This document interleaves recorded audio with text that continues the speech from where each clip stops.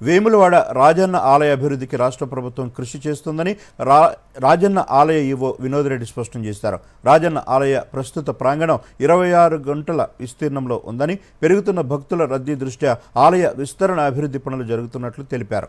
రాజన్న ఆలయ అభివృద్ధికి రాష్ట్ర ప్రభుత్వం 76 కోట్ల రూపాయలు మంజూరు చేసిందన్నారు. అలాగే నిత్యాన్నదాన సత్రం నిర్మాణం కోసం మరో 35 కోట్ల రూపాయలు కేటాయించిందని పేర్కొన్నారు.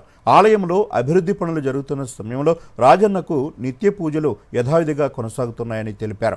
భక్తుల దర్శనాలకు అనుబంధ ఆలయమైన భీమేశ్వర స్వామి ఆలయంలో ఏర్పాట్లు చేస్తామన్నారు.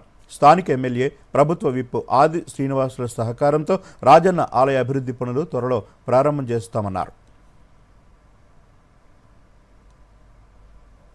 స్వామివారి యొక్క ఆలయంలో అంటే ఇప్పుడు మనకు ప్రధానమైనటువంటి ఆలయాన్ని అసలు ఏమాత్రం ముట్టుకోవట్లేదు. దాని చుట్టూ ఉండేటువంటి దాన్ని ఒక మహామండపం స్తంభాలతోటి విశేషమైనటువంటి ఆర్కిటెక్ట్ దాన్ని రూపొందించి చక్కగా ఒక అనివిటి మంటపం అని అన్నారు. కానీ అది ఇప్పుడు మహామండపం లాగా ఆ నిర్మాణ కార్యక్రమం జరుగుతుంది. ఒక్క సంవత్సరం లోపల మాత్రం ఆ స్వామివారి చుట్టూ ఉండేటువంటిది మేము కంప్లీట్ చేస్తాము.